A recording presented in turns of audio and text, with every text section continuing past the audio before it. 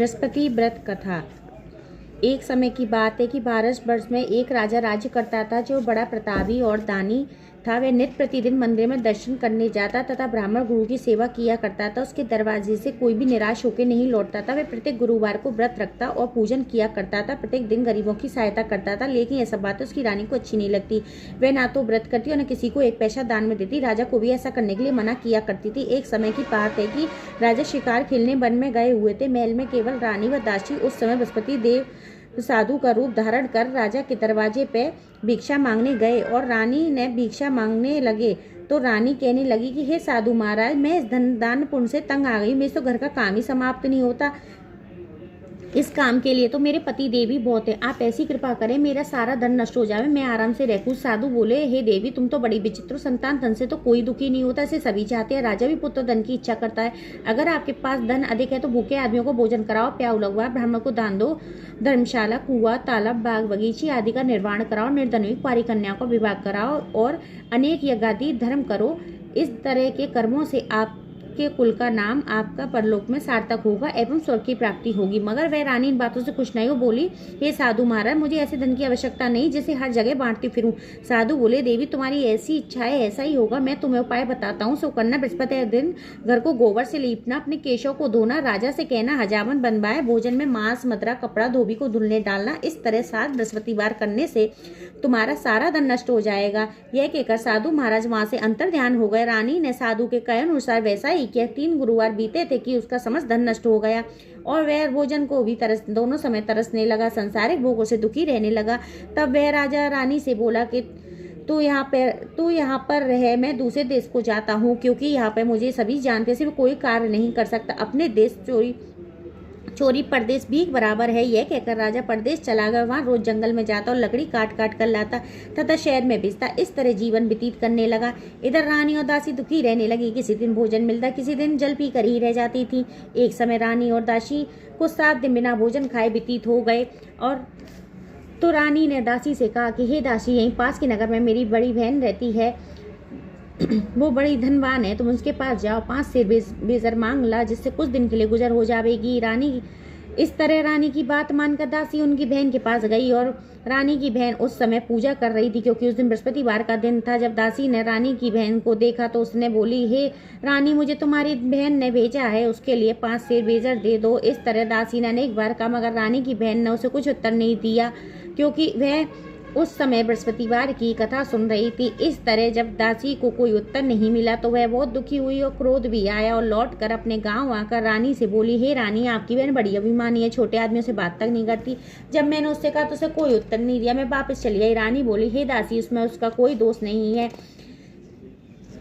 जब बुरे दिन आते हैं तो कोई सहारा नहीं देता, बड़े बुरे का पता विपरीत काल में ही लगता है। खैर, जो ईश्वर की इच्छा होगी वही होगा। इधर उस रानी ने देखा कि मेरी बहन की दासी आई थी, मगर मैं उससे कुछ बोली नहीं, वह बहुत दुखी हुई होगी।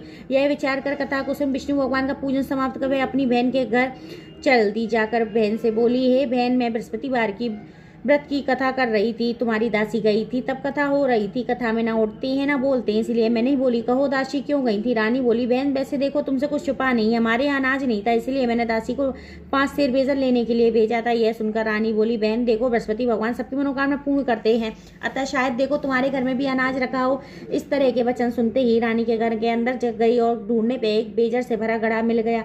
तब रानी और दासी बहुत खुशी हुई और दासी कहने लगी, हे रानी, यदि हमको घर में अन्न नहीं मिलता तो रोजाना ही व्रत होता है। मालूम पड़ता है बृहस्पति देव के व्रत का प्रभाव है, इसीलिए अगर अपनी बहन से व्रत की विधि पूछ लीजिए आए तो इसको हम भी किया करेंगे। तब रानी की बहन ने अपनी बहन से पूछा, हे बहन, बृहस्पतिवार की व्रत की कथा किस प्रकार है तथा यह व्रत कैसे करना चाहिए? तब रानी की बहन ने कहा कि गुरुवार के व्रत में चना की दाल तथा मुनक्का से विष्णु भगवान का केले की जड़ का पूजन करें, पीला भोजन कर कथा सुने। ऐसा करने से बृहस्पति देव प्रसन्न होकर पुत्र व दान देते हैं, अपनी मनोकामना पूर्ण करते हैं।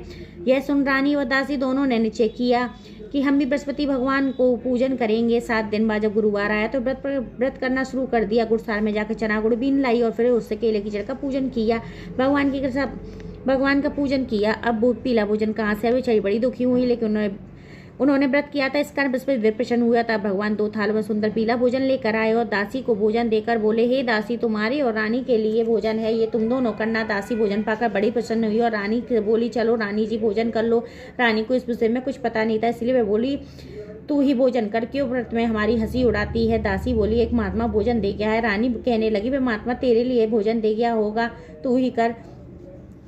दासी कहने लगी, महात्मा हम दोनों के लिए 2 थालों में भोजन दे गए हैं, इसलिए हम और तुम दोनों साथ साथ भोजन करेंगे। यह सुन रानी और दासी दोनों ने गुरु भगवान को नमस्कार कर भोजन आरंभ किया। तब से ही हर गुरुवार को वह गुरु भगवान का व्रत और पूजन करने लगी। बृहस्पति भगवान की कृपा से फिर रानी व दासी का फिर काफी धन हो गया।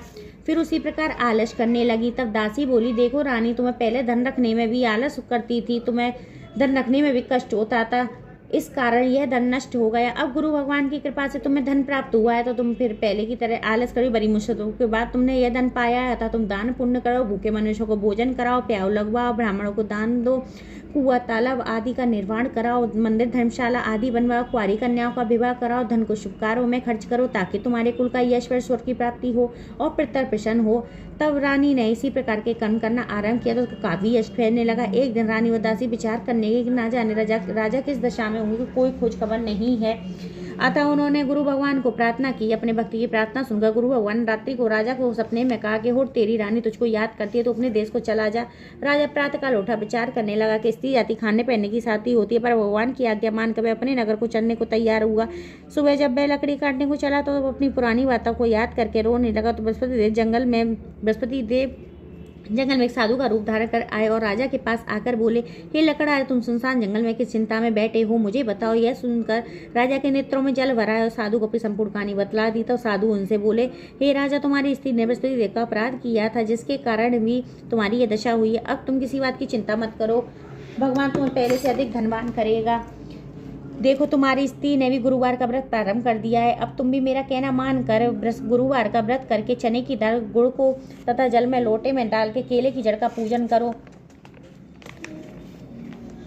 कथा सुनो, भगवान तुम्हारी सभी मनोकामना पूर्ण करेंगे। साधु को प्रसन्न देखकर राजा बोला, हे प्रभु, मुझे लकड़ी बेच के इतना पैसा नहीं मिलता जिससे मैं भोजन करने के उपरांत और कुछ भी कर सकूं। मैंने रात्रि अपनी रानी को व्याकुल देखा, इस वक्त मेरे पास कुछ भी नहीं धन है जिससे मैं उसकी कोई खोज खबर मंगा सकूं। फिर मैं कौन सी कहानी कहूँ, यह मुझको मालूम नहीं है। साधु ने कहा, हे राजा, तुम किसी बात की चिंता मत करो। गुरुवार के दिन तुम रोजाना की तरह लकड़ियां लेकर शहर को जाए, तुम्हें रोज से दुगना धन प्राप्त हो, जिससे तुम भली भांति भोजन करो। गुरुदेव की पूजा का सामान भी याद रहो। गुरुवार की कहानी निम्न प्रकार है। प्राचीन काल में एक ब्राह्मण था, वह बहुत निर्धन था, उसके कोई संतान नहीं। उसकी स्त्री मलिनता के साथ रहती, वह ना तो स्नान करती और किसी देवता का पूजन करती, प्रातःकाल उठते ही सर्वप्रथम भोजन करती, बाद में अन्य काम करती थी। बृहस्पति देवता बहुत दुखी थे, बेचारे बहुत समझाते किंतु उसका कोई परिणाम नहीं करता। भगवान की कृपा से एक दिन ब्राह्मण की स्त्री के कन्या पैदा हुई। कन्या बड़ी हुई तो प्रातःकाल स्नान करके विष्णु भगवान का जप और पूजन करने लगी।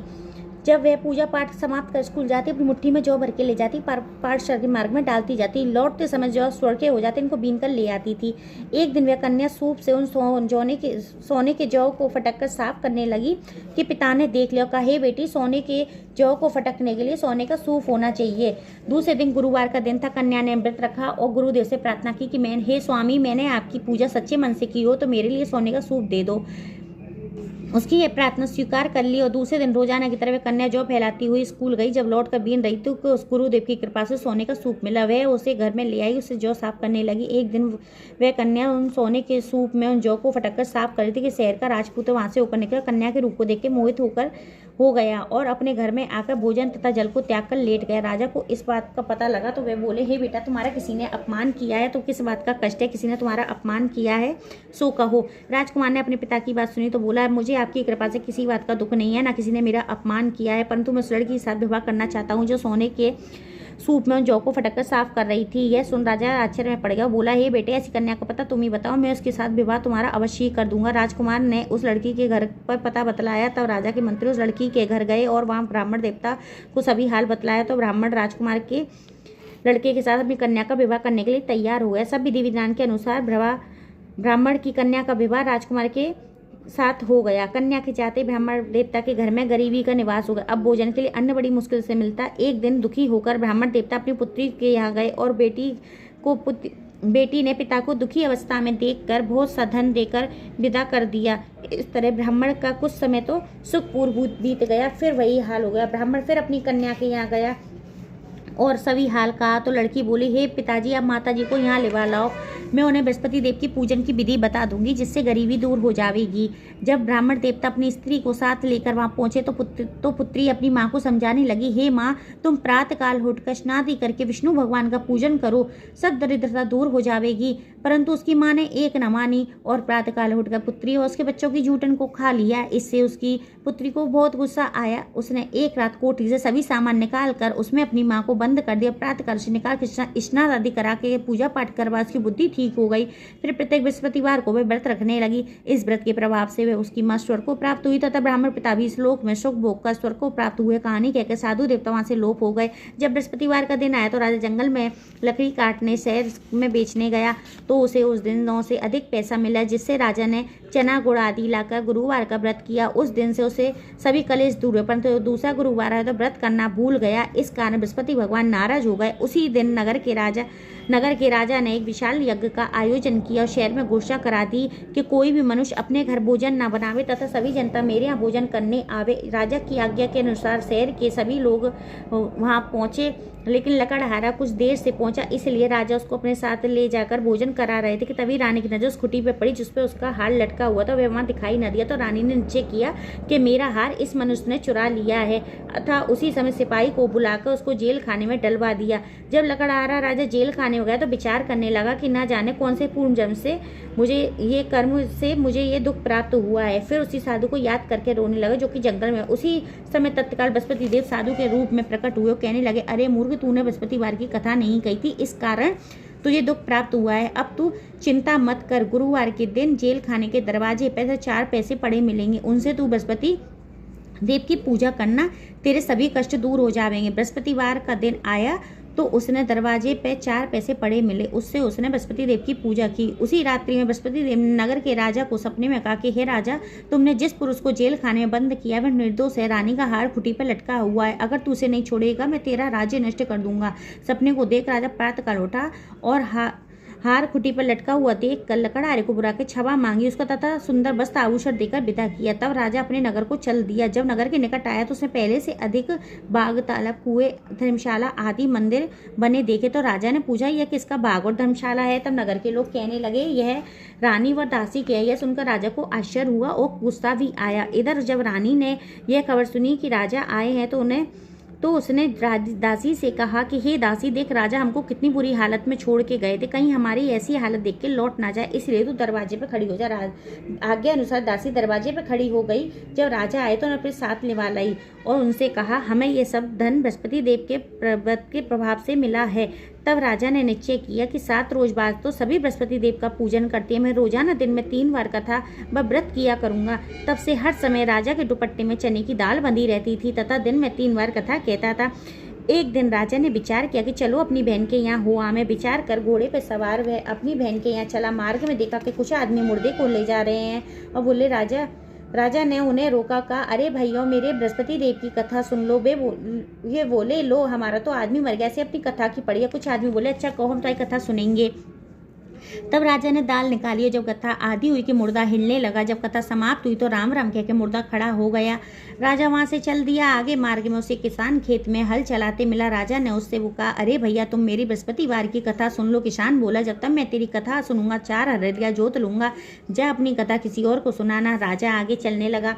उसके बैल पछाड़ खा के गिरा तो किसान के पेट में बहुत जोर से दर्द होने लगा। उसी समय उसकी माँ रोटी लेकर आई। उसने यह सब देखा तो पुत्र से कारण पूछा। बेटे ने सभी हाल कह दिया। बुढ़िया दौड़ी दौड़ी राजा के पास गई और बोली, मैं तेरी कथा सुनूंगी, तू अपनी कथा मेरे खेत पे चल के कहना। राजा ने बुढ़िया के खेत पे जाके कथा कही, जिसको सुनते ही उसके बैल उठ खड़े हुए तथा किसान के पेट का दर्द भी बंद हो गया। अब राजा वहां से चल दिया। इसके बाद राजा अपनी बहन के घर पहुंचा। बहन ने उसकी खूब मेहमानी की। दूसरे रोज प्रातःकाल जगा तो देखने लगा कि यहाँ के लोग पहले भोजन कर रहे हैं।